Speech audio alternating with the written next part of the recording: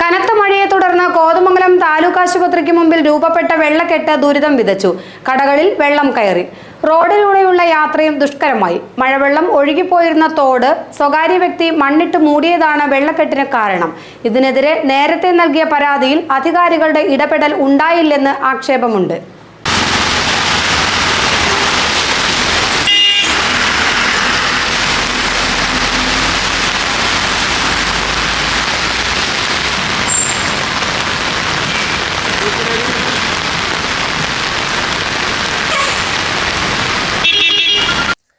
കോതമംഗലം താലൂക്ക് ആശുപത്രിക്ക് മുൻവശത്ത് വലിയ വെള്ളക്കെട്ടാണ് രൂപപ്പെട്ടത്.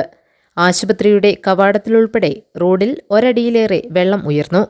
വാഹനങ്ങളുടെയും കാൽനടക്കാരുടെയും യാത്ര ദുഷ്കരമായി. ഗതാഗതക്കുരുക്കും ഉണ്ടായി.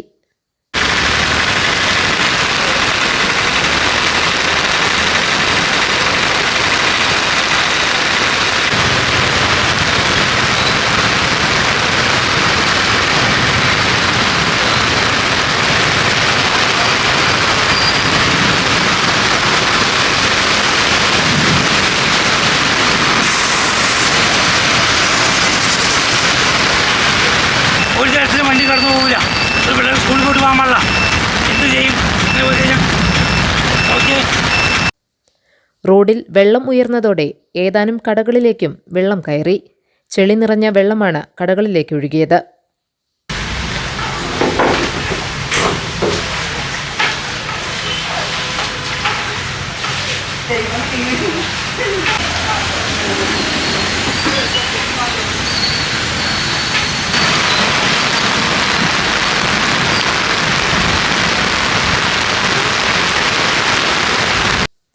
മറ്റിടങ്ങളിൽ നിന്ന് ഒഴുകിയെത്തുന്ന മഴവെള്ളത്തിന്റെ ഒഴുക്ക് തടസ്സപ്പെട്ടതാണ് വെള്ളക്കെട്ടിന് കാരണം.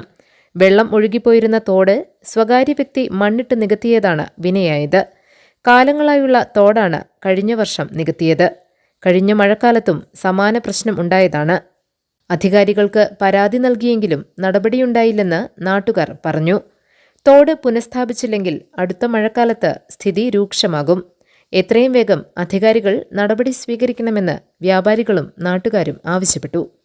മലവെള്ളം പോലെയുള്ള ഈ വെള്ളം ഇവിടെ വരാനുള്ള കാരണം PWD റെസ്റ്റ് ഹൗസിൻ്റെ അവിടെ നിന്ന് മുതലുള്ള കാനലിൽ നിന്ന് നേരെ പ്രൈവറ്റ് പാർട്ടിയുടെ ഈ പ്രോപ്പർട്ടിയിലേക്കാണ്, ഈ വഴിയിലേക്കും പ്രോപ്പർട്ടിയിലേക്കാണ് വരുന്നത്. പോരാത്തതിന് ഇവിടെ തൊട്ടപ്പുറത്തുള്ള തോട് നികത്തി കഴിഞ്ഞ ദിവസം നികത്തുകയും അതിന് വലിയ മതിൽ കെട്ടി അത് നികത്തിയിട്ടുണ്ട്. അതുകൊണ്ടാണ് ഈ വെള്ളം മുഴുവൻ കടകളിലെല്ലാം കയറുന്നതും ഇതിനുള്ള കാരണം. ഇതിന് പ്രോപ്പറായിട്ടുള്ള ഒരു കാനയം അത് ചെയ്യേണ്ടത് അത്യാവശ്യമാണ്. പല പ്രാവശ്യം ഇതിനെക്കുറിച്ച് പരാതി പറഞ്ഞെങ്കിലും ഇതുവരെ ഒരു നടപടി ഉണ്ടായിട്ടില്ല. GTV news, Kothamangalam.